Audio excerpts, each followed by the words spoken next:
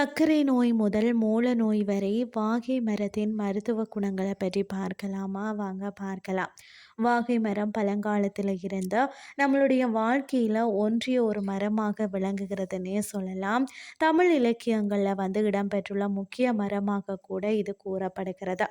வாகை மரமானது பார்த்தீங்கன்னு சொன்னால் காற்றில் உள்ள நச்சுக்களை நீக்கி தூய்மையான காற்றை தருகிறதுனே சொல்லலாம். மண்ணெரிப்பை தடுக்கிறதாம். அதாவது பார்த்தீங்கன்னா இந்த மரம் பார்த்தீங்கன்னா செம்மண், சரளை கலந்த செம்மண், மணல், கரிசல் மண், நீர்ப்பாசன பகுதிகள் போன்ற இடங்களில் வளரக்கூடிய மரமாக இருக்கிறது.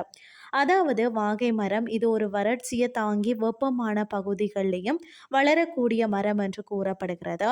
வாகையில் சிறு வாகை, பெருவாகை, நிலவாகை, காட்டு வாகை, மற்றது செவ்வாகை, கருவாகை, மற்றது தூங்கு வாகை என பல வகைகளில் இருக்கிறதா.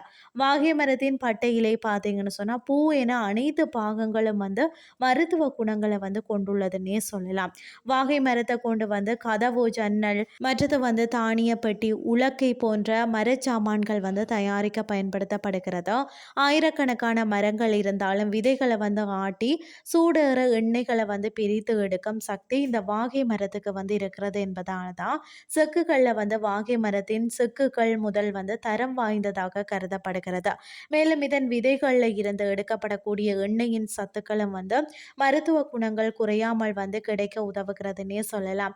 மற்றது சர்க்கரை நோய், வயிற்று வலி, பாக்டீரியா, பூஞ்சை, மற்றது பார்த்தீங்கன்னா மூட்டு வலி, அது மட்டும் இல்லாமல் தொழுநோய், வீக்கம், கண்ணரிப்பு, கண்ணீர் வடிதல், இதெல்லாம் மூக்கடைப்பு, பசியின்மை, வாத நோய், மூல நோய் என பல நோய்களுக்கு வாகை மரத்தின் ஒவ்வொரு பாகங்களும் திகழ்கிறது. அது மட்டும் இல்லாமல் பார்த்தீங்கன்னா வாகை மரத்தின் இலைகளை பார்த்தீங்கன்னா சுத்தமான அம்மியில் அரைச்சிட்டு கண்ணிமைகளில் வச்சு கட்டினாலே கண் சிவப்பு, கண் எரிச்சல் எல்லாம் குணமாகுமா. வாகை மர பட்டையை நிழலில் உலர்த்தி பொடியாக்கினதுக்கு பிறகு சலித்து அதை வச்சு கொண்டு தேவைப்படும் போது 1 கிராம் அளவு எடுத்து ஒரு டம்ளரில் பாலில் கலந்து குடிச்சு வர பசியை தூண்டும். அதாவது மேலும் வாய்ப்புண், வயிற்று புண் எல்லாம் ஆறுமா. வாகை மரப்பொடி 1 கிராம் எடுத்துட்டு வெண்ணெயில் கலந்து சாப்பிட்டாலே உள் மூலம், இரத்தம் மூலம், மற்றது வெளி மூலம் இதெல்லாம் குணமாகுமா.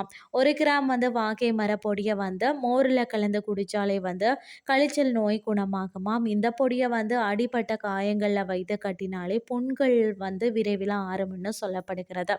அது மட்டும் இல்லாமல் வாகை பூக்களை கசாயம் செய்து கூட தேன் கலந்து குடிச்சு வந்தாலே நுரையீரல், அலர்ஜி, ஆஸ்துமா, வயிற்றுப்போக்கு இதெல்லாம் குணமாகுமாம்.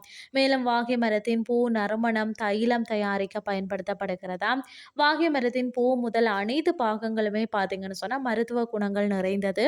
வாகை வெற்றி பெறுவதற்கு மட்டுமல்லாமல் மனித குலத்தின் பல நோய்களுக்கும் மருந்தாகிறதுன்னே சொல்லலாம்.